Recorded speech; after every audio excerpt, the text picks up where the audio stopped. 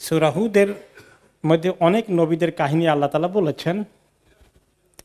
সমস্ত নবীদের অভিজ্ঞতা থেকে শিক্ষা নেওয়ার জন্যে তাদের পুরো এক্সপেরিয়েন্স নবী করিম সাল্লাল্লাহু আলাইহি ওয়াসাল্লামের সামনে আল্লাহ তাআলা রেখেছেন, যাতে করে তিনি নিজে পরিস্থিতি যখন যেদিকে যায় কিভাবে ওনার দায়িত্ব পালন করতে হবে, ওনার মনের হিম্মত আরও বেড়ে যায়, সাহস না হারান। এগুলোর জন্যই আল্লাহ তাআলা বিশেষ করে সমস্ত নবীদের কাহিনী এই সূরাতে নিয়ে এসেছেন।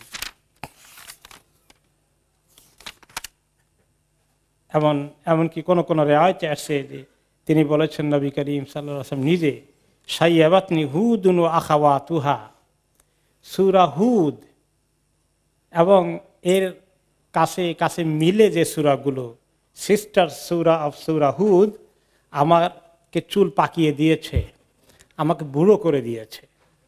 কারণ যে মেসেজ এখানে আছে, যে পরিমাণ সবর করতে হবে নবুয়তের দায়িত্ব পালন করতে হলে, এগুলো চিন্তা করে আমি সাংঘাতিকভাবে চিন্তাযুক্ত হয়ে পড়েছি, যে চিন্তা আমার চুল পাকিয়ে দিয়েছে। কোন সাহাবী বললেন, ইয়া রাসূলুল্লাহ, আপনার মাথার চুল পাকা দেখা যাচ্ছে, শুরু হয়ে গেছে। তিনি বললেন, শাইয়াবাতনি হুদ ও আখাওয়াতুহা, সূরা হুদ এবং এই কাছাকাছি সিস্টার সূরাগুলো আমার মাথার চুল পাকিয়ে দিয়েছে। কত বড় দায়িত্ব আল্লাহ আমাকে দিয়েছেন, চিন্তা করতে গিয়ে মাথার চুল পেকে যাচ্ছে। তো সমস্ত নবীদের কাহিনীর শেষে আল্লাহ তাআলা বলছেন, আর এখন কোন নবীদের কাহিনী এই সূরায় থাকবে না, সব নবীদের কাহিনী শেষ হয়েছে। এখন আল্লাহ তাআলা বলছেন, শুনলেন তো সব, ফাস্তাকিম কামা উমিরতা, এবার মজবুত হয়ে থাকেন, টিকে থাকেন, একদম মজবুতির সাথে টিকে থাকেন, কামা উমিরতা, যেভাবে আপনাকে নির্দেশ দেওয়া হয়েছে। যেভাবে যখন হুকুম আল্লাহ তাআলা দেন দ্বীনের কাজকে করার জন্য, দ্বীনের উপরে টিকে থাকার জন্য, যত চ্যালেঞ্জই আসুক আপনি মজবুত হয়ে টিকে থাকেন। উনি একলা টিকে থাকার জন্য বলছেন না, ওয়ামান তাবা মাআকা, আর আপনার সঙ্গে যারা তওবা করেছে সবাই মিলে, সবাইকে মজবুত হয়ে টিকে থাকতে হবে। আর প্রত্যেক মুমিনই তো আল্লাহর কাছে তওবা করতে হয়, কুল্লু মুমিনিন তাওয়াব ওয়া আওয়াব, প্রত্যেক মুমিনকে আল্লাহর কাছে তওবা করতে হয়। অর্থাৎ এখানে প্রত্যেক মুমিন না বলে যারা আপনার সঙ্গে তওবা করেছে তারা সহ, আপনি সহ মজবুত হয়ে থাকেন। এখানে একটা চিন্তার বিষয়, যদি আল্লাহ তাআলা বলতেন যে আপনি আর মুমিনগণ মজবুত হয়ে টিকে থাকেন, এই কথা আল্লাহ তাআলা বলেন নাই। বলেছেন আপনি মজবুত হয়ে টিকে থাকেন, আর আপনার সঙ্গে যারা তওবা করে, তওবা করেছে, নিয়মিত তওবা করে, তারাও মজবুত হয়ে টিকে থাকুক। এখানে তওবা করে তারা টিকে থাকুক কথা বলার অর্থ কি, কি কারণে, কে বলতে পারবেন? হয় নাই? মুমিনরা কি আল্লাহ নবীর মতন মাসুম নাকি? মুমিনরা কি করেন? গুনাহ করেন। এখন তো এই জন্য আল্লাহ তাআলা বলেছে যে মুমিনদের বিপদ আপদ মুসিবতে মাঝে মধ্যে অবস্থা একটুখানি গুনাহ টুনা হয়ে যাবে, কিন্তু যে সমস্ত মুমিনগণ তওবা করে তারাই আল্লাহর কাছে বেস্ট মুমিন। কুল্লু বনি আদম খাত্তা ও খায়রুল খাত্তাইন আত-তাওয়াবুন, সমস্ত বনি আদম গুনাহ করে, গুনাহ ছাড়া কোনো বনি আদম নাই। নবীদেরকে আল্লাহ তাআলা স্পেশাল তরিকা হেফাজত করেন, এছাড়া সমস্ত মানুষ গুনাহ করে।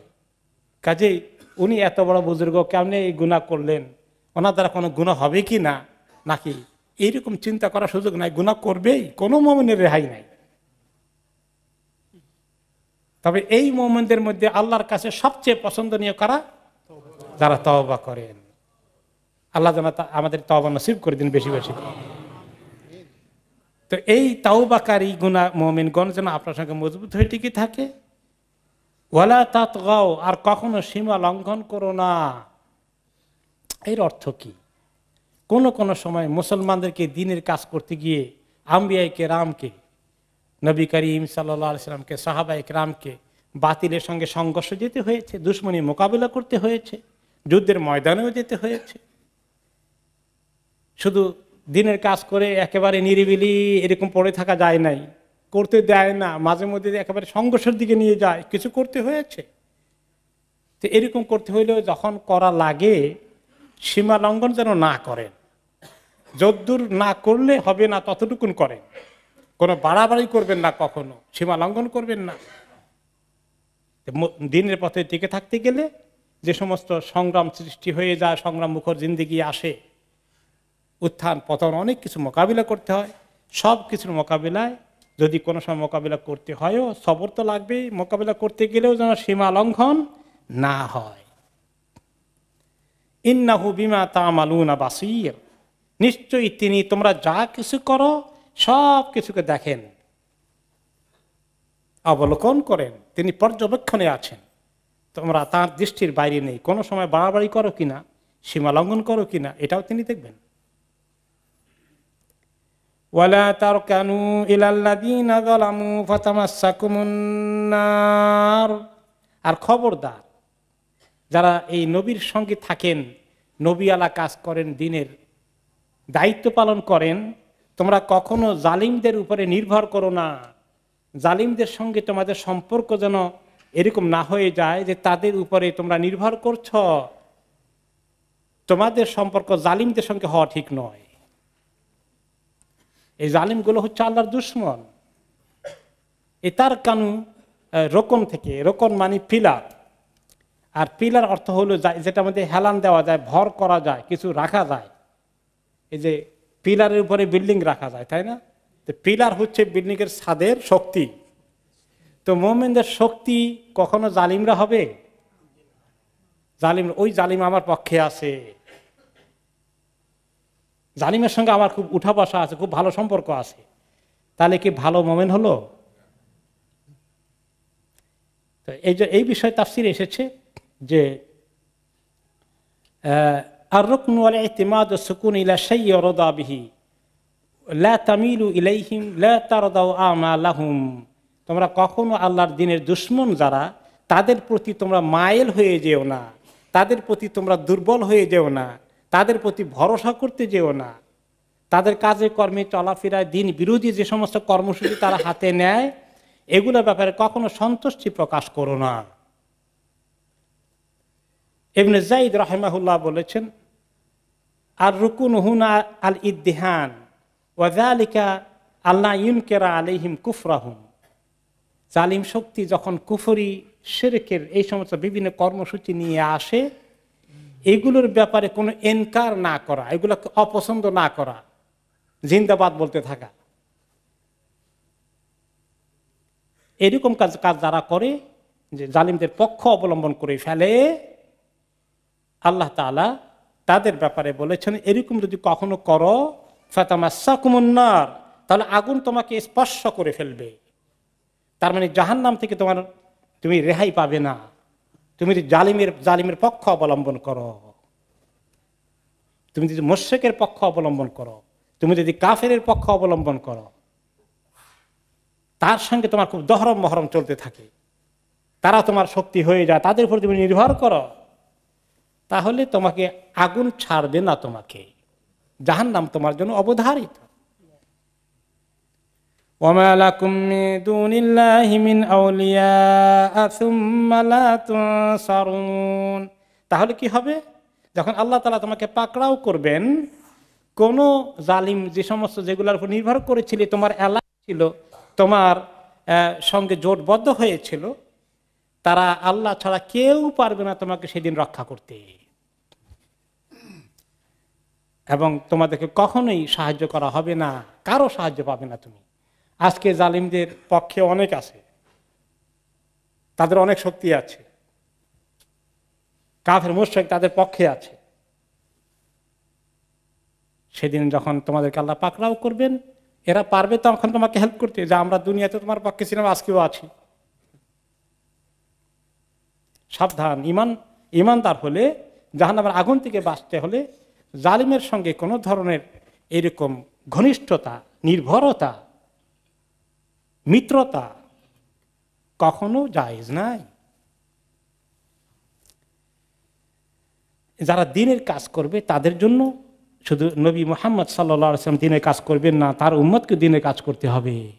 এই গাইডেন্সগুলো শুধু রাসূলুল্লাহ সাল্লাল্লাহু আলাইহি ওয়াসাল্লামের জন্য, তার উম্মতের জন্য, যারা এই দ্বীনি জিন্দেগি যাপন করবে, নবী আলা কাজ যারা করবে, তাদের সামনে এই পরিস্থিতিগুলো আসলে তারা কি করতে হবে। এখন এই যে সাংঘাতিক পরিস্থিতি, কঠিন পরিস্থিতি, দুশ্মনী চতুর্দিক থেকে, কোনো আল্লাহর দুশ্মনের সাহায্য নেওয়া যাচ্ছে না, নেওয়া যাবে না, জায়েজ নাই, কি করতে হবে? কার কাছে যেতে হবে? আল্লাহ তাআলার কাছে যেতে হবে। বিপদে যত পড়বে তত আল্লাহর কাছে যাও। কোন তরিকা আল্লাহর কাছে যাবে? কোন আমলের মাধ্যমে? ওয়াকিমিস সালাতা তারাফাইন নাহারি ওয়া যুলাফাম মিনাল লাইল।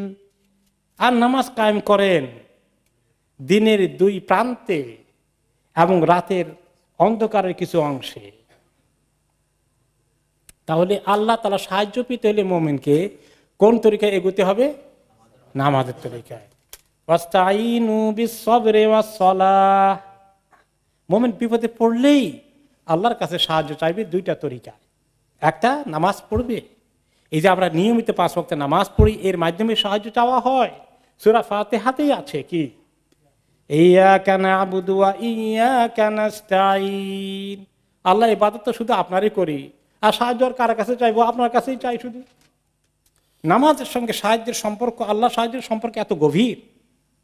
এটা যেমন ফরজ নামাজে, তেমন নফল নামাজেও। নবী করিম সাল্লাল্লাহু আলাইহি ওয়াসাল্লাম যখন কোনো মদিনার আকাশে কালো মেঘ দেখতেন, তুফান চলে আসে কিনা, সাইক্লোন শুরু হয়ে যায় কিনা, দৌড়ে যে কোনো বিপদ দেখলেই তিনি কি করতেন? আগে নামাজে দাঁড়িয়ে যেতেন। সেটা হয়তো নফল নামাজ।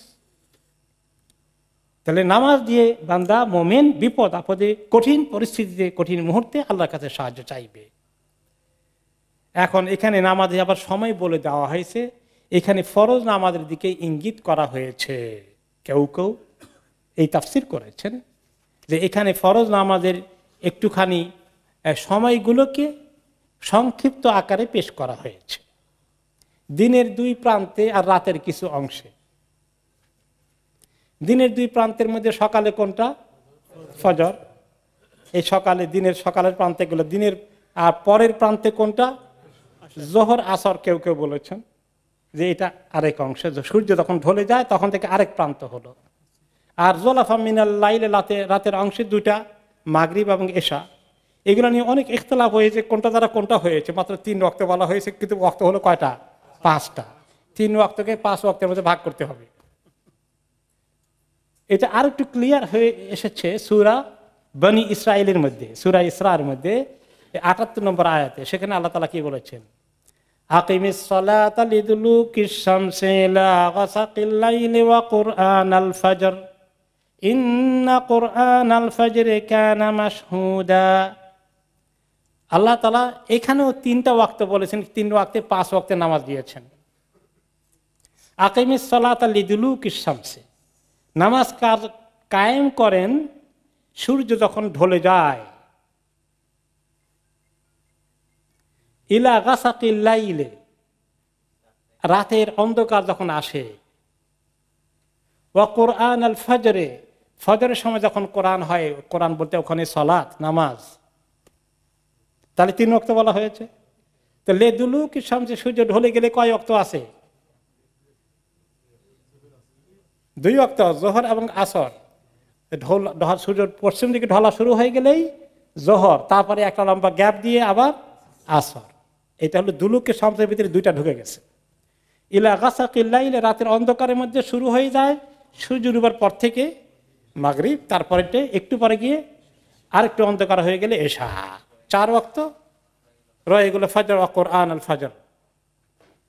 কোরআনে কারিমে আল্লাহ তাআলা এই ইশারা ইঙ্গিতে নামাজের ওয়াক্ত দিয়েছেন, কিন্তু পুরো বর্ণনা নাই। পুরো বর্ণনা কোথায় আছে? হাদিসের মধ্যে। তো এই জন্য ইমাম ইবনে কাসির মুফাসসিরে কিরাম বলেছেন, হাযা মুজমালুন ফি কিতাবিল্লাহ, এই নামাজের ওয়াক্ত সংক্ষিপ্তভাবে আল্লাহর কিতাবে কোরআনের মধ্যে আছে। ও মুফাসসালুন ফি সুন্নাহ, আর বিস্তারিত এসেছে সুন্নাহর মধ্যে, হাদিসের মধ্যে। এবং আল্লাহ তাআলা নিজে বলেছেন। কেউ কেউ বলেছেন, ইবনে আব্বাস রাদিয়াল্লাহু আনহুমাকে এক লোক এসে প্রশ্ন করলেন যে আমাদের হাদিসের দরকার কি? আল্লাহ তাআলা তো বলে দিয়েছেন, মা ফাররাতনা ফিল কিতাবে মিন শাই, এই কিতাবের মধ্যে আমি কিছু বাদ দেই নাই জরুরি জিনিস। তো সব তো আল্লাহ কিতাবে বলে দিয়েছেন, আবার হাদিসের দরকার কি? তো তিনি বললেন এই বলে নামাজের ওয়াক্তগুলো কখন শুরু হয় কখন শেষ হয় এগুলো বলো, তুমি কোথায় পাবা? এটা তো কোরআনে এইভাবে বিস্তারিত নাই, হাদিস তো লাগবে। তো এইভাবে এই জন্য কোরআন হাদিস দুটো নিয়ে মুসলমানকে চলতে হবে। এই জমানায় কিছু লোকের মধ্যে ওয়াসওয়াসা কাজ করে, আগে থেকেও আছে, এদেরকে বলা হয় কোরআনিয়ুন অথবা আহলু কোরআন, যে আমরা কোরআন ছাড়া কিছু বুঝি না। কোরআন হলো আসল, এই হাদিসের মধ্যে খালি ইখতিলাফ আছে, হাদিস বাদ দিলে, হাদিসের কারণে উম্মতের মধ্যে ইখতিলাফ হয়েছে না, আমাদের হাত কোথায় বাঁধবে কোথায় না বাঁধবে ইত্যাদি নিয়ে বাদ দাও, ওগুলো হাদিস ফেলে দিলে উম্মতের মধ্যে ইত্তেহাদ পয়দা হয়ে যাবে। শয়তানের ধোকার তরিকা দেখছেন? এদেরকে বলা হয় আহলুল কোরআন, তারা নাম দিয়েছেন এদেরকে আহলুল কোরআন, আমরা কোরআনওয়ালা অথবা কোরআনিয়ুন, আর ইংলিশে বলা হয় কোরআনিস্ট। এই ভিতরে ভিতরে এরকম একটা বুদ্ধিজীবীদের মধ্যে এই আন্দোলনটা আছে, কিন্তু অনেক, এটা সারফেস লেভেলে বেশি আসে না, ভিতরে ভিতরে আসে। ম্যানচেস্টার এলাকায় একটু অ্যাক্টিভ আছে, কিছু কিছু লোকের মধ্যে আছে, আমাদের দেশেও আছে কিছু কিছু বুদ্ধিজীবীদের মধ্যে এটা বেশি ঢুকেছে। নবী করিম সাল্লাল্লাহু আলাইহি ওয়াসাল্লাম হাদিসে বলেছেন, তোমাদের মধ্যে কিছু লোক পাওয়া যাবে আরাম কেদারায় সোফা সেটে বসে বলবে আলাইকুম বিল কোরআন আলাইকুম বিকিতাবিল্লাহ, তোমরা আল্লাহর কিতাবকে ভালো করে ধরো, আর কিছু লাগবে না। তিনি হেলান দিয়ে বসা ছিলেন, পরে তিনি উঠে বসলেন, মজবুত হয়ে বললেন, আল্লাহর কসম, আল্লাহর কোরআন যেরকম ভাবে শরীয়তের হুকুম হালাল হারাম বিভিন্ন বিষয়গুলো কায়েম করে দেয়, আমার মাধ্যমে আল্লাহ যে হাদিস দিয়েছেন তার মাধ্যমেও কায়েম হয়ে যায়। এই দুইটার একটা যে ধরবে না সে অবশ্যই গোমরাহ হয়ে যাবে। আলাইকুম বিকিতাবিল্লাহ সুন্নতে রাসূল, তো আলাইকুম বিসুন্নতি ওয়া সুন্নতি খুলাফায়ে রাশিদিন তারাকতু ফিকুম আমরাইন কিতাবুল্লাহি ওয়া সুন্নতি রাসূলি। আমি দুইটা জিনিস রেখে গেলাম, নাকি একটা রেখে গেছেন? দুইটা, কিতাবুল্লাহি ওয়া সুন্নতি রাসূলিহি। কাজেই এই দুইটার একটা ছাড়ার কথা যে বলে সে গোমরাহ, পথভ্রষ্ট, মিসগাইডেড। নামাজের বিস্তারিত ব্যাখ্যা নিয়ে জিবরাইল আলাইহিস সালাম 2 দিন এসেছেন। নামাজ ফরজ হওয়ার পরে তিনি যখন মেরাজ থেকে আসলেন এই 5 ওয়াক্ত নামাজের ফর্মুলা নিয়ে, এর আগে 5 ওয়াক্ত নামাজের ফর্মুলা আমরা মেরাজের মধ্যে শুনলাম গত বৃহস্পতিবারে। এর আগে নামাজ পড়েছেন, কিভাবে পড়েছেন? কোন কোন রিওয়ায়েতে আছে 2 বেলা, ফজরের নামাজ আর মাগরিবের নামাজ, আর তাহাজ্জুদের নামাজ এক্সট্রা ছিল। পরে 5 ওয়াক্ত নামাজ যখন আল্লাহ তাআলা মেরাজের মাধ্যমে দান করেছেন, এরপরে আর ওই আগের 2 ওয়াক্ত জায়গায় 5 ওয়াক্ত হয়ে গেল। এরপরে তাহাজ্জুদটা নবী করিম সাল্লাল্লাহু আলাইহি ওয়াসাল্লামের জন্য ওয়াজিব ছিল, সেটা ওনার জন্য নফল হয়ে গেল, আর উম্মতের জন্য নফল থেকে গেল। এই বাকায়দা 5 ওয়াক্ত নামাজ যখন ফরজ হয়ে তিনি নিয়ে আসলেন, ওয়াক্ত তো ওনাকে বলা হয়নি মেরাজের মধ্যে, ওয়াক্ত বলার জন্য পরে জিবরাইল আলাইহিস সালাম 2 দিন আসলেন। প্রথম দিন আসলেন আউয়াল ওয়াক্তে, শুরু ওয়াক্তে, এই প্রথম ওয়াক্ত যখন শুরু হয় ওই ওয়াক্তে এসে ওনাকে বলেন, আপনি আমাকে ফলো করেন, এইভাবে নামাজ পড়বেন, এই ওয়াক্ত এইভাবে হবে, এত রাকাত হবে, রাকাত টাকাত সব ঠিকঠাক করে উনি আসলেন। পরের দিন আবার আসলেন শেষ ওয়াক্তে, যে এই একদম ফজর জোহর আসর মাগরিব এসা প্রত্যেকটি শেষ ওয়াক্তে আসলেন, পড়ালেন যে এভাবে পড়েন। 2 দিন পরে বললেন যে প্রথম দিন পড়েছি, দ্বিতীয় দিন পড়েছি, ওই শুরু থেকে শেষ পর্যন্ত মাঝখানে যে অংশ আছে এই পুরোটা আপনার উম্মতের নামাজের ওয়াক্ত। মুফাসসাল বিতাফসিল, বিস্তারিত হাদিস শরীফে এসেছে। এবং এখান থেকে আমাদেরকে নামাজের পুরোপুরি কায়দা নিতে হবে। নামাজের মধ্যে আত্তাহিয়াত পড়তে হবে, রুকুর মধ্যে বিভিন্ন রকমের তাসবিহ করতে হবে, এগুলোর বিস্তারিত কোরআনে এসেছে, সব হাদিসে এসেছে। এই জন্য হাদিসে নবী করিম সাল্লাল্লাহু আলাইহি ওয়াসাল্লাম বারে বারে বলেছেন, সল্লু কামা রাআইতুমুনি উসাল্লি, দেখো আমি কিভাবে নামাজ পড়ি, ঠিক এইভাবে তোমরা নামাজ পড়ো। এখন আসি, এই যে তওবার কথা আগে আসছে, আবার একটু আগের আয়াত, এখানে আবার নামাজ কায়েমের কথা আছে, এবং পরেও আবার এই কিছু এক্সপিয়েশন, গুনাহ মাফর কাহিনী আছে। আল্লাহ তাআলা বললেন যে নামাজ কায়েম করো দিনের 2 অংশে, 2 বেলা এবং রাতের একটি অংশে। ইন্নাল হাসানাতি ইউযহিবনাস সাইয়্যাত, নিশ্চয়ই নেক আমল গুনাহগুলোকে নিয়ে যায়, গুনাহগুলোকে সরিয়ে ফেলে। গুনাহগুলোকে মুছে দেয়। তাহলে নেক আমল গুনাহকে মুছে দেয়। নেক আমলের মধ্যে অন্যতম আমল হচ্ছে নামাজ। নামাজ পড়লে অনেক গুনাহ আল্লাহ মুছে দেন, অনেক গুনাহ মাফ হয়ে যায়। এরকম যে কোনো নেক কাজ করলেই অনেক গুনাহ মাফ হয়ে যায়। কিভাবে গুনাহ মাফ হয়ে যায় এগুলো হাদিসে এসেছে।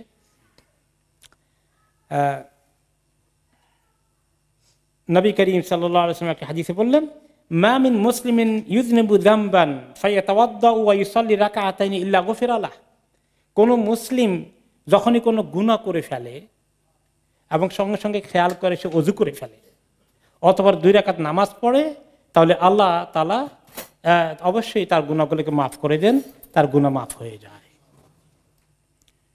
আরেকটি হাদিসে এসেছে, একদিন ওসমান ইবনে আফফান, ওসমান রাদিয়াল্লাহু আনহু ওযু করলেন, ওযু করে দেখালেন, তোমরা দেখো ওযু করলেন। তিনি বললেন, ঠিক এইভাবে আমি রাসূলুল্লাহ সাল্লাল্লাহু আলাইহি ওয়াসাল্লামকে ওযু করতে দেখেছি।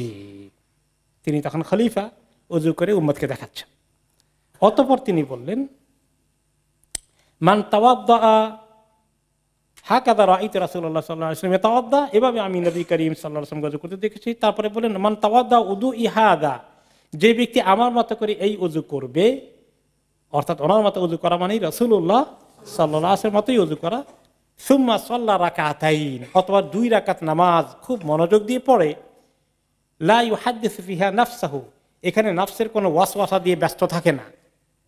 নামাজ পড়তে গেলে মনোযোগ দিয়ে পড়ে, খুশু খুদুর সাথে পড়ে, গুফিরা লাহু মা তাকাদ্দামা মিন যামবি, এই 2 রাকাত নামাজের কারণে তার অতীতের অনেক গুনাহকে আল্লাহ মাফ করে দেবেন। আরেকটি হাদিসে এসেছে, শুধু নামাজ নয়, আর সালাওয়াতুল খামসু, 5 ওয়াক্ত নামাজ, 1 ওয়াক্ত থেকে আরেক ওয়াক্তের মাঝখানে যা গুনাহ হয়েছে পরের ওয়াক্তে পড়লে এগুলো মাফ হয়ে যায়। ওয়াল জুমআতু ইলাল জুমআ, এক জুমা থেকে আরেক জুমার মাঝখানে অনেক গুনাহ মাফ হয়ে যায়। ওয়া রমাদান ইলা রমাদান মুকাফফিরাতুন, আর এক রমাদান থেকে আরেক রমাদানের মাঝখানে 2 রমাদান যে বান্দা পেয়ে যায়, আমল করে, এই 2 রমাদানের মাঝখানে গুনাহ অনেক গুনাহ মাফ হয়ে যায়। মুকাফফিরাতুন লিমা বাইনাহুন মাসতুনিবাতিল কাবায়ের, যতক্ষণ না কবিরা গুনাহ থেকে বান্দা বিরত থাকে। তাহলে গুনাহ মাফ পাওয়ার জন্য একটা শর্ত আছে, সেটা কি? কবিরা গুনাহগুলো থেকে কিভাবে দূরে থাকা যায়। একেবারে 100% হয়তো পারা যাবে না, কিন্তু বান্দা চেষ্টা করতে হবে, তাহলে আশা করা যায় অনেক সগীরা গুনাহ আল্লাহ মাফ করে দেবেন।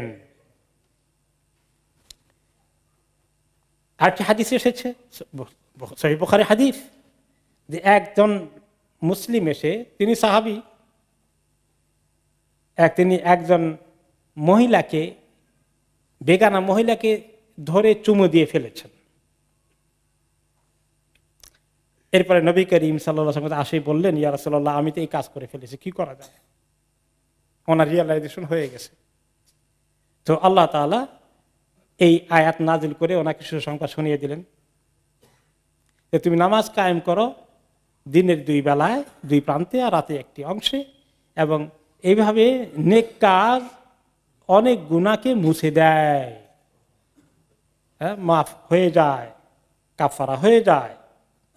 এই খবর যখন তাকে বললেন, তিনি দেখাশোনা আয়াত নাজিল হয়েছে, তখন তিনি বললেন, ইয়া রাসূলুল্লাহ আলী হাদা, এটা কি আমার জন্য খাস করে আসছে নাকি এই হুকুম? শুধু আমার জন্য নাকি? ক্বালা লিজামিয়া উম্মতি কুল্লিহিম, আমার উম্মতের সমস্ত লোকদের জন্য এই সুসংবাদ আছে। আরেকটি হাদিসে তিনি বলেন, মুসনাদে আহমদে এসেছে, ইন্নাল্লাহা কাসসামা বাইনাকুম আখলাকাকুম, আল্লাহ তাআলা তোমাদের মধ্যে তোমাদের আখলাক, ভালো চরিত্র, উত্তম আচার ব্যবহার, দিনদারি, পরহেজগারি, এগুলো আল্লাহ তাআলা তোমাদের মধ্যে বন্টন করে দেন। সবাইকে একরকম দেন না। সবাইকে একরকম দেন নাকি? কামা কাসসামা বাইনা আরযাকিকুম, যেভাবে তোমাদের মধ্যে রিজিক বন্টন করে দিয়েছেন, কাউকে আল্লাহ তাআলা মিলিয়নিয়ার করেছেন, কাউকে কপর দক্ষিণ করেছেন, আমির করেছেন, কাউকে গরিব করেছেন, কাকে এরকম করে আল্লাহ দিনদারি আখলাক দেওয়ার ক্ষেত্রেও আল্লাহ রিজিকের বন্টন করে দেন। সবাই সমান পাবে না। ওয়া ইন্নাল্লাহা ইউতিদ দুনিয়া মান ইউহিব্বু ওয়া মান লা ইউহিব্বু, আল্লাহ তাআলা দুনিয়াদারি দেন, দুনিয়ার বিশাল সম্পদের মালিক বানিয়ে দেন। অনেক সময় দেখা যায় যাকে পছন্দ করেন তাকেও দেন, যাকে মোটেই পছন্দ করেন না তাকেও দেন। কি বলেন? মাঝে মধ্যে দিনদার লোককেও ধনী পাওয়া যায় কিনা? আবার একেবারে আল্লাহর দুশমন, তাকেও দেখা যায় অনেক বড় ধনী হয়ে গেছে। এই দুনিয়া দেওয়ার ক্ষেত্রে আল্লাহ তাআলা শুধুমাত্র দিনদারি থাকলে দুনিয়া দেব, না থাকলে দেব না, এইটা নাই। ওয়াল্লাযী, তারপরে হচ্ছে আর ওয়া ইন্নাল্লাহ লা ইউতিদ দুনিয়া মান ইউহিব্বু ওয়া মান লা ইউহিব্বু ওয়া লা ইউতিদ দ্বীন ইল্লা মান আহাব। দুনিয়া দেওয়ার ক্ষেত্রে আল্লাহ যাকে পছন্দ করেন তাকেও দেন, পছন্দ না করলেও তাকে দেন, কিন্তু দিনটা শুধুমাত্র ওই লোককে দেন যাকে তিনি পছন্দ করেন। দিনদারি, সত্যিকার দিন তাকে দিবেন, দিনের আমল তাকে দিবেন, দিনের মহাব্বত তাকে দিবেন যাকে আল্লাহ একান্ত পছন্দ করেন। ফামান আতাহুল্লাহু দ্বীন ফাকাদ আহাব্বাহু, যাকে সত্যি আল্লাহ তাআলা দিন দিয়েছেন, সত্যি আল্লাহ তাকে মহব্বত করেন। ওয়াল্লাযী নাফসি বিয়াদিহি লা ইয়াসলিমু আবদুন হাত্তা ইয়াসলিমা কলবুহু ওয়া লিসানুহু, আল্লাহর কসম যার হাতে আমার জান, কোনো বান্দা সঠিক মুসলিম হবে না যতক্ষণ না তার দিল এবং জিহ্বা মুসলিম না হয়। অন্তরের মধ্যে পরিপূর্ণ ঈমান ইসলাম, জবানের মধ্যে ঈমান ইসলাম যদি পাওয়া না যায়, তাহলে দাবি করার মধ্যে কোনো মুসলিম ইসলাম হওয়ার সুযোগ নাই। ওয়ালা ইউমিনু হাত্তা ইয়ামানা জারুহু বাওয়াইকাহু, সত্যিকার মুমিন হয় না কেউ যতক্ষণ না তার প্রতিবেশী তার কষ্ট থেকে নিরাপদ না হয়। প্রতিবেশীকে কষ্ট দিলে ভালো মুমিন হওয়া যাবে? অতঃপর আমরা বললাম ওমা বাওয়াইকুহু ইয়া নবী আল্লাহ, হে আল্লাহর নবী, প্রতিবেশীকে কষ্ট দেওয়া হয় কোন তরিকায়? ক্বালা গিসহু ওয়া যুলমুহু, কোনো কারণে প্রতিবেশীকে কেউ যদি কখনো ঠকায়, প্রতারণা করে, ডিসিভ করে অথবা জুলুম করে, এটার কারণে প্রতিবেশীকে ক্ষতিগ্রস্ত করা হয়, যায় তাকে ক্ষতি সাধন করা হয়। ওয়ালা ইয়াকসিবু আবদুন মালান হারামান ফায়ানফিক মিনহু ফায়ুবারাকা লাহু ফীহি, কোনো বান্দা যদি হারাম কোনো সম্পদ অর্জন করে, সম্পদের পাহাড় জমিয়েছে হারাম ইনকাম থেকে, এই সম্পদে আল্লাহ কখনো বরকত দেবেন না তাকে। ওয়ালা ইয়াতাসাদ্দাকু ফায়াকবালু মিনহু, সাদকা করলেও আল্লাহ কবুল করেন না। ওয়ালা ইয়াতরিকু খালফা যাহরিহি ইল্লা কানা যাদাহু ইলান নার, আর যত কিছু জমা করে রেখে যাবে তার পেছনে, এগুলো সব তার জাহান্নামে জ্বলার জন্য সম্বল জোগাড় হয়ে থাকবে। ইন্নাল্লাহা লা ইয়ামহুস সাইয়্যা বিস-সাইয়্যি, আল্লাহ তাআলা গুনার দ্বারা কোনো গুনাহকে দূর করেন না, গুনার দ্বারা কোনো খারাপকে দূর করেন না। ওয়ালাকিন ইয়ামহুস সাইয়্যা বিল হাসান, কিন্তু কোনো নেক কাজ করলে অনেক গুনাহকে আল্লাহ দূর করে দেন। ইন্নাল খাবিসা লা ইয়ামহুল খাবিস, কোনো খাবিস জিনিসকে দূর করতে পারে না, কোনো খাবিস জিনিসকে দূর করতে পারে না। তাহলে পাক জিনিস অনেক নাপাকি দূর করে দেয়, এরকম নেক আমল গুনাহকে দূর করে দেয়, গুনাহকে মুছে দেয়। এই বিষয়ে আরেকটি ঘটনা এসেছে, এক আনসারী সাহাবীর ঘটনা। তিনি বললেন যে আতাতনি ইমরাআতুন তাবতাউ মিন্নি বিদিরহামিন তামরান, একজন মহিলা আমার কাছে 1 দিরহাম দিয়ে খেজুর কিনতে আসলো, ওনার খেজুরের দোকান আছে। ফাকুলতু ইন্না ফিল বাইতি তামরান আজওয়াদা মিন হাযা, আমি বললাম আমার ঘরে এর চেয়ে ভালো খেজুর আছে, চলো আমার ঘরে আসো। ফাদাখালতু ফাআহওয়াইতু ইলাইহা ফাকাব্বালতুহা, ঘরে ঢোকার পরে মহিলাকে আমি জড়িয়ে ধরলাম, আলিঙ্গন করে ফেলেছি। মানুষ তো ধোকায় পড়ে গেছেন।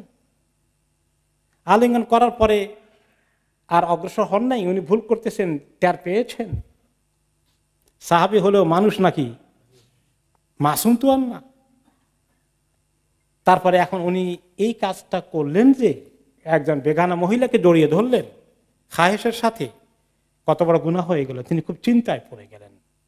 তিনি বললেন আমি ওমর রাদিয়াল্লাহু আনহুর কাছে আসছি, এসে বললাম যে আমি তো এই কাজ করে ফেলেছি, কি করি এখন, আমার ভিতরে খুব অনুশোচনা, খুব পীড়া দিচ্ছে বিষয়টি আমাকে। তো ওমর বলেন ইত্তাকিল্লাহ ওয়াসতির আলা নাফসিকা, আল্লাহকে ভয় করো, আর কাউকে বলার দরকার নেই, তোমার পাপকে গোপন রাখো, প্রকাশ করিয়ে পাবলিসিটি করার দরকার নেই, আল্লাহ মাফ করে দেখ তোমাকে, থাক এটার প্রকাশ করো না। ওলা তুখবিরান্না আহাদান, কাউকে বলতে যাও না খামাখা। এখন এই সাহাবী কিন্তু তারপরে মনে মানে না, ওনার ভিতরে অনুশোচনা। সাহাবীদের মধ্যে যে ওনারা নবীর মতো ছিলেন না নিশ্চয়ই, কিন্তু গুনাহ করে ফেললেই ওনাদের ভিতরে এমন একটা চেতনা কাজ করত, মর্ম বেদনা কাজ করত। কিভাবে মুক্তি পাওয়া যায়, মুক্তি না পাওয়া পর্যন্ত তাদের শান্তি হতো না। তিনি বলেন আমি সবর করতে পারলাম না, হাত্তা আতাইতুন নবী সাল্লাল্লাহু আলাইহি সাল্লাম, আমি শেষ পর্যন্ত নবী করিম সাল্লাল্লাহু আলাইহি ওয়াসাল্লাম আসলাম, ওনাকে বললাম যে ইয়া রাসূলুল্লাহ, আমি অন্যায় কাজ একটা করে ফেলেছি, আমি এখন অশান্তিতে আছি। তো কার সঙ্গে ঘটনা হয়েছে, তো পরিচয় দিল, তাও ওই আরেক মুজাহিদের স্ত্রী, যিনি এক যুদ্ধের ময়দানে চলে গেছেন। তো নবী করিম সাল্লাল্লাহু আলাইহি ওয়াসাল্লাম বললেন, আখালাফতা রাজুলান গাজিয়ান ফি সাবিলিল্লাহ ফি আহলি বিমিসলি হাযা, আহারে আল্লাহর বান্দা আল্লাহর রাস্তায় গেছে আর তুমি তার স্ত্রীর সঙ্গে এমন আচরণ করলে, এইটা তোমার ব্যবহার হলো। এই কথা শোনার পরে সাহাবী বলেন, আমার যে কিরকম কষ্ট আরো বেড়ে গেল, হাত্তা জানান্তু আন্নী মিন আহলিন নার, আমার কাছে মনে হলো আমি একটা জাহান্নামী ছাড়া বোধহয় কিছু না, এইরকম আমার ভিতরে কষ্ট চলে আসলো। হাত্তা তামান্নাইতু আন্নী আসলামতু সাআতা, এই দিন আমার মনে হচ্ছিল যে আমি এর আগে ইসলাম কবুল না করতাম, এই কাণ্ড ঘটিয়ে তারপরে ইসলাম কবুল করতাম, তাহলে আমার একটা উপায় ছিল। উপায়টা কি বলেন তো? আল ইসলাম ইয়াহদিমু কাবলাহু, ইসলামের কারণে যা ঘটে আগের সবগুলো মাফ হয়ে যায়। আফসোস করলাম যে হায় রে, ওই দিন যদি কেবল ইসলাম কবুল করতাম এই ঘটনার পরে, তাহলে আমার একটা উপায় ছিল। এখন তো আমার আর কোনো উপায় না, আগে তো ইসলাম কবুল করছি অনেক আগে, কি করি এখন? তো নবী করিম সাল্লাল্লাহু আলাইহি সাল্লাম তাকে আর কিছু বললেন না। কিছুক্ষণ পরে জিবরিল আলাইহিস সালাম ওহী নিয়ে আসলেন। আসার পরে তো নবী করিম সাল্লাল্লাহু আলাইহি সাল্লাম আমাকে ডাকলেন, ডেকে আসো, এই যে তোমার ব্যাপারে খবর আসছে। আকিমিস সালাতা তারাফাইন নাহারি ওয়া যুলাফাম মিনাল লাইল ইন্নাল হাসানাতি ইযহিবনাস সাইয়্যাত, নামাজ কায়েম করো দিনের দুই মাথায়, দুই বেলায়, দুই প্রান্তে এবং রাতে কিছু অংশে, নিশ্চয়ই নিশ্চয়ই নেক কাজ অনেক গুনাহকে সরিয়ে দেয়, সাফ করে দেয়।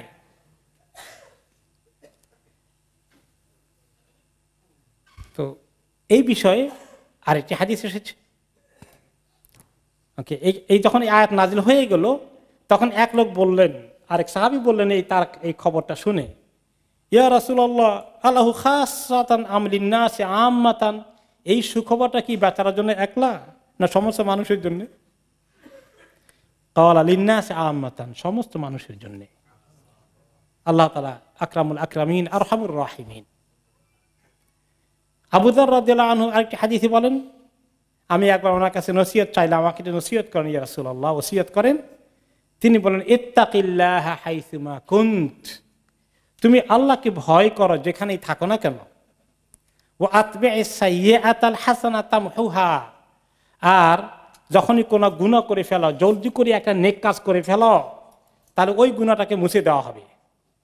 ওয়া খালিকিন নাসা বিখুলুকিন হাসান, আর মানুষের সঙ্গে আচার ব্যবহারে খুব ভদ্রতা, নম্রতা, শিষ্টাচার, উত্তম আচার ব্যবহার করো। এই তিনটি ওসিয়ত করলেন। এক নম্বরে কি, আল্লাহকে ভয় করো যেখানেই থাকো। দুই নম্বরে গুনাহ করে ফেলে একটা নেক কাজ করো, আল্লাহ তাআলা গুনাহটাকে মুছে দেবেন। তিন নম্বর হচ্ছে মানুষের সঙ্গে ভালো ব্যবহার করা। এখন এই যে হাদিসের মধ্যে আসলো, কয়েকটি ঘটনা সাহাবীদের মধ্যে হয়েছে, আল্লাহ তাআলা মাফ করে দিয়েছেন। এই হাদিসের মধ্যে আর কি কি শিক্ষা আছে? যে এখানে নারী পুরুষের মধ্যে এই যে পর্দার ব্যবধান আল্লাহ তাআলা করেছেন, ব্যারিয়ার করেছেন, এটা মানুষের স্বাধীনতা খর্ব করার জন্য না মানুষের নিরাপত্তার জন্য? এই জন্য কারো সাহাবীদের পর্যন্ত কারো কারো ক্ষেত্রে নিরাপত্তা ছিল না। এখন এই জমানায় লোকেরা পাওয়া যায়, সারাদিন মহিলাদের সঙ্গে বেগানা পুরুষের সঙ্গে উঠা বসা করবে আর বলবে যে না, এই পর্দা তো হলো মনের পর্দা। শুনছেন নাকি এই কথা? বহু বলা, পর্দা তো মনের পর্দা, মনের পর্দা আসল পর্দা। আর কেউ কেউ বলে, আমি এরকম একটা এই পর্দা নিয়ে ডিসকাশন হচ্ছে খুব একটা হাই লেভেলে, ওখানে ছিলাম। তো পর্দার কথা যখন যে ইসলামী প্রোগ্রাম হবে, এখানে যেন একটা পর্দার ব্যারিয়ার থাকে, এটা যেন একটা পর্দা ছাড়া না হয়, এটা নিয়ে জোরালো কথা আসলো। তো একজন তিনি দায়ী আল্লাহর কাজও করেন, মনে হয় ইসলামের কাজ করেন। তিনি বলে বসলেন, কি ব্যাপার, আমাদের কিছু লোকে যারা ইসলামের কাজ করে কি মহিলা দেখলে কি তারা শুধুমাত্র যৌন বিষয় নিয়ে চিন্তা করে নাকি? এই জন্য তাদেরকে একটা পর্দার দেওয়াল খাড়া করাই দিতে হবে? তাহলে আমাদের জমানার লোকেরা কি সাহাবীদের থেকে বেশি বুজুর্গ হয়ে গেছেন? গ্যারান্টি দিচ্ছেন? আল্লাহ রাব্বুল আলামিন যিনি শরীয়ত প্রণেতা, তিনি জানেন যে সাহাবীদের মিস্টেক হয়ে গেছে, পিটফল হয়ে গেছে, আমাদের হওয়াটা আরো বেশি সম্ভাবনা রয়েছে, বিপদের মধ্যে পড়ে যেতে পারি আমরা। এই জন্যই ফ্রি মিক্সিং এর এই তত্ত্ব থেকে আমাদেরকে বেরিয়ে আসতে হবে। কোনো অবস্থাতেই যেন পর্দা উঠে না যায়, তাহলে আমাদের কোনো নিরাপত্তা নেই। এটা পরিষ্কার প্রমাণিত হয়ে গেল। এরপরে আল্লাহ তাআলা বলছেন, ফালাউলা কানা মিনাল কুরুনি মিন ক্বাবলিকুম উলু বাকিয়াতিন ইয়ানহাউনা আনিল ফাসাদি ফিল আরদি ইল্লা কালিলাম মিম্মান আনজাইনা মিনহুম। এই যে নবীদিকে এই কাজ করতে হবে, নবীর পরে তার উম্মতকে কাজ করতে হবে, একেই আল্লাহ তাআলা আগের উম্মতদের একটু রেফারেন্স দিয়ে বললেন, ফালাউলা কানা মিনাল কুরুনি মিন ক্বাবলিকুম উলু বাকিয়াতিন, তোমাদের আগে যে সমস্ত শতাব্দীগুলো, জেনারেশনগুলো যুগ যুগ ধরে পার হয়ে গেছে, তাদের মধ্যে প্রত্যেক সমাজে কিছু কিছু লোক, উলু বাকিয়াতিন, অল্প কিছু লোক যারা বাকি ছিল, হক পথের উপরে, দিনের কাজের উপরে, দিনের আমলের উপরে, দিনের জিন্দেগি যাপনের মধ্যে যারা ছিল, ইয়ানহাউনা আনিল ফাসাদি ফিল আরদি, বাকিদেরকে তারা জমিনের মধ্যে ফাসাদ করা থেকে বিরত না রাখত, তাহলে কি হতো? ইল্লা কালিলাম মিম্মান আনজাইনা মিনহুম, খুব অল্পই তাদেরকে আমি নাজাত দিয়েছি। তাহলে প্রত্যেক যুগে প্রত্যেক নবীদের তিরোধানের পরে নবীদের মধ্যে, উম্মতদের মধ্যে কিছু লোক, অল্প কিছু লোক দিনের কাজ করে গিয়েছে, বাকিরা যারা মুনকার করে তাদেরকে থামিয়েছে, আমর বিল মারুফ এবং নাহি আনিল মুনকারের কাজ করেছে। এরকম যদি না করত তাহলে কিন্তু আল্লাহ তাআলা সবাইকে ধ্বংস করে দিতেন। কিছু লোক করার কারণে এই বাকিরা বেঁচে গিয়েছে, তবে সবাই তাদের কথা শুনে নাই। দাওয়াতে কাজ করলেই সবাই কবুল করে ফেলবে কোনো গ্যারান্টি নাই, কিন্তু কাজ করে যেতে হবে। এখন এই যারা এই কাজ করে, দিনের পথে থাকে, মানুষকে ডাকে, এরা কি মেজরিটি না মাইনরিটি? অধিকাংশ কোন দিকে? উল্টা দিকে। তারপরেও অল্প সংখ্যক যারা আছে তারা এই কাজ করে যেতে হবে। এই কাজ করার কারণে আমি তাদেরকে নাজাত দিয়েছি, আযাব থেকে রেহাই দিয়েছি।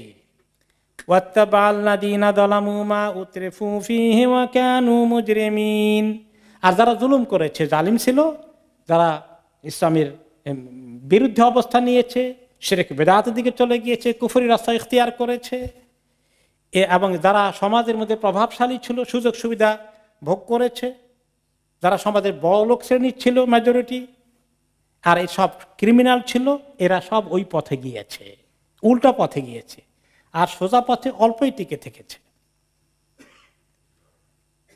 তাহলে আমাদের বর্তমান সমাজে যে অবস্থা, দিনের পথে টিকে থাকা এবং মানুষকে দিনের দিকে ডাকার কাজ করে নেওয়ার সংখ্যা অনেক কম, আর উল্টা দিকে অনেক বেশি। কিন্তু আমরা যদি এই কাজটা ছেড়ে দেই তাহলে কিন্তু আল্লাহ তাআলা কাউকে নাজাত দেবেন না। কিন্তু এই আমরা কাজটা করতে থাকলে আল্লাহ তাআলা বড় বিপদ থেকে অন্তত নাজাত দেবেন, এবং সবসময় এটা কম, মাইনরিটি হবে। এই বিষয়ে নবী করিম সাল্লাল্লাহু আলাইহি ওয়াসাল্লাম হাদিসে কি বলেছেন? বাদা আল ইসলামু গারিবান ওয়া সায়াউদু গারিবান কামা বাদা। ইসলাম তো এসেছিল আরব সমাজের মধ্যে একেবারে আগন্তক, কেউ চেনে না, অপরিচিত অল্প কিছু লোকের মধ্যে। পরে মদিনার সমাজে অবশ্য এটা মেজরিটি হয়ে গেল ওনার উপস্থিতিতে। কিছুদিন সেই ধারা চলেছে, আস্তে আস্তে কমতে কমতে আবার ইসলাম ওয়ালাদের সংখ্যা কি হয়ে যাবে? মাইনরিটি হয়ে যাবে। মুসলমান দেশে ইসলামওয়ালা মেজরিটি না মাইনরিটি? মাইনরিটি। সবাই মুসলিম, নাম কাম আছে, কামে মুসলিম আর অমুসলিমের কোনো পার্থক্য আছে? কোনো পার্থক্য নাই মনে হয়। তো ইসলামের অবস্থাই হবে যে মুসলিমদের মধ্যে আল্লাহর দিনের পথে টিকে থাকা, দিনকে ধরে রাখার কাজ অল্প লোকে করবে। ফাতুবা লিল গুরাবা, আর এই অল্প কিছুর মধ্যে যারা টিকে থাকবে তাদের জন্য বিশাল সুসংবাদ আছে, তারাই সুসংবাদের অধিকারী হবে। আর যারা মনে করে সমাজ যেদিকে যায় সেদিকে চলো, গড়ে, হ্যাঁ, যেদিকে সবাই যায় সেদিকে চলো, উল্টা দিকে যায়, গিয়ে লাভ কি? স্রোতের বিপরীত দিকে চলতে হয় মোমেনকে, স্রোত টানি ওদিকে, সে উল্টা দিকে। এমনকি সাধারণ মুসলমানদের ভিতরে কিন্তু আবার যারা তথাকথিত ইসলামের কাজ করে তাদের ডিসকাশনে বসলেও দেখা যায় মেজরিটি অধিকার মনে করছে। সুবহানাল্লাহ। সালফে সালেহিন একজন বলেছিলেন যে দুনিয়ার মধ্যে কাফের আর মুসলমানদের তুলনায় মুসলমানরা মাইনরিটি, আবার মুসলমানদের ভিতরে আমলের দিক থেকে মোটামুটি কিছু ইসলামে আমল করা আর না করার দিক থেকে আমল করেওয়ালারা মাইনরিটি, আবার যারা আমল করে তাদের মধ্যে শহীদ দিনের পথে টিকে থাকা লোকেরা আবার যারা আমল করে তাদের তুলনায় মাইনরিটি, খালি কমতেই আছে। হকটা এত কঠিন জিনিস, হকটা অনেক ত্যাগ কোরবানি করে, নফসের সঙ্গে সংগ্রাম করে, সমাজের সঙ্গে সংগ্রাম করে, পরিবারের সঙ্গে পর্যন্ত সংগ্রাম করে এই দিনকে, হককে ধরে রাখতে হয়। পরিবারের সদস্যরা ওইদিকে ছুটতে চায়। একটা বিয়ে শাদীর মাহফিল শুরু হয়ে গেলে কি হয়? অলিমার মধ্যে অধিকাংশ কোন দিকে ছুটে? উল্টা দিকে। শয়তান যে তরিকায় কাপড় চোপড় পরলে সেই একটা বিয়ের মাহফিলের সামনে দিয়ে যান, কি দেখা যাবে? সুবহানাল্লাহ, এক্স্যাক্টলি। তো কিভাবে এই ফাতু বাড়ির গোরাবা, যারা এরকম মাইনরিটি হয়ে থাকবে তাদের জন্য সুসংবাদ। তখন ওনাকে প্রশ্ন করা হলো, মানিল গোরাবা ইয়া রাসূলুল্লাহ, এখন কারা হবে এই তু বা সুসংবাদের অধিকারী? গোরাবা, গরিব।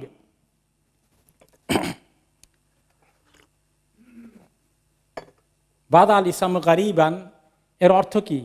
কেউ কেউ তর্জমা করে ইসলাম গরিব হিসাবে আসছে, মানে মুসলমানরা খালি গরিব থাকবে। তো যারা গরিব আছে তাদের জন্য সুসংবাদ। এই গরিবের অর্থ এটা না, আগেও বলেছি। আরবিতে গরিব অর্থাৎ দরিদ্র না। আমরা গরিবের অর্থ বাংলা কি বুঝি? দরিদ্র। এটা উর্দুতে, ফার্সিতে আর আরবি, বাংলা। কিন্তু আরবিতে গরিব অর্থ অপরিচিত, আগন্তক, আনএক্সেপ্টেবল, রেয়ার, স্ট্রেঞ্জার, মানে সমাজের সঙ্গে খাপ খায় না, বেখাপা বেখাপা লাগে। সবাই এক তালে, উনি আছেন আরেক তালে, উনি আছেন আল্লাহর তালে, আর সবাই আছে শয়তানের তালে। এই হলো গরিব। তো এই গরিব কারা?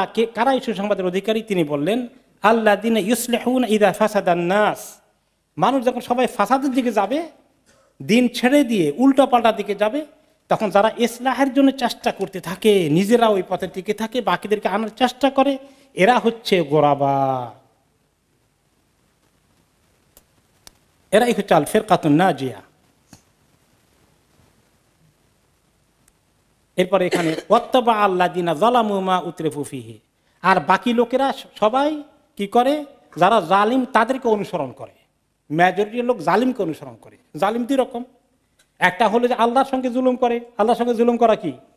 ইন্না শিরকা লা যুলমুন আযীম, দ্বীনের ব্যাপারে, ঈমানের ব্যাপারে শিরক কুফরের মধ্যে ডুবে আছে। আর দুনিয়ার মধ্যে মানুষের সঙ্গেও তারা জুলুমের আচরণ করে, নির্যাতন করে, সমাজকে অতিষ্ঠ করে ফেলে, দুষ্কৃতিকারীর দল। তো মেজরিটি লোক এই জালিমদেরকে ফলো করে। ইনসাফ যারা করতে চায় তাদেরকে কমই ফলো করে। এটাও বাস্তবে ঠিক কিনা বলেন? এটা যদি কেউ না করে তাহলে কি হবে? আল্লাহ তাআলা বলে দিয়েছেন, ওয়াল তাকুম মিনকুম উম্মাতুন ইয়াদউনা ইলাল খায়র ওয়া ইয়া'মুরুনা বিল মারুফ ওয়া ইয়ানহাউনা আনিল মুনকার। তোমাদের মধ্যে এমন একটি দল চলে আসুক যারা লোকদেরকে ভালো কাজের দিকে ডাকবে, মন্দ কাজ থেকে সরিয়ে নেবে। এবং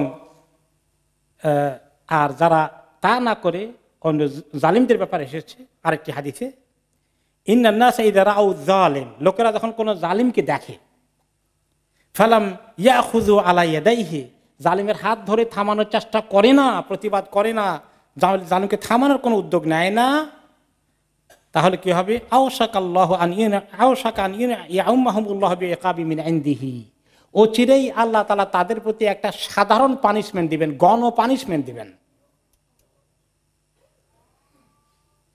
এই গোটা জাতি এই পানির মধ্যে ডুববে, সেই জাতি নিরাপত্তাহীনতায় ভুগবে, সে জাতির মধ্যে কোনো শান্তি থাকবে না, সে জাতির জানমালের কোনো নিরাপত্তা থাকবে না। কারণ তুমি অন্যের জান নষ্ট হয়েছে, তুমি জুলুম করা হয়েছে, অন্যের মাল ক্ষতিগ্রস্ত হয়েছে, তার প্রতি ইনসাফ করা হয়নি, তুমি সেটা থামানোর চেষ্টা করনি, তোমারও কোনো নিরাপত্তা থাকবে না। তাই হচ্ছে অনেক দেশে, ঠিক কিনা?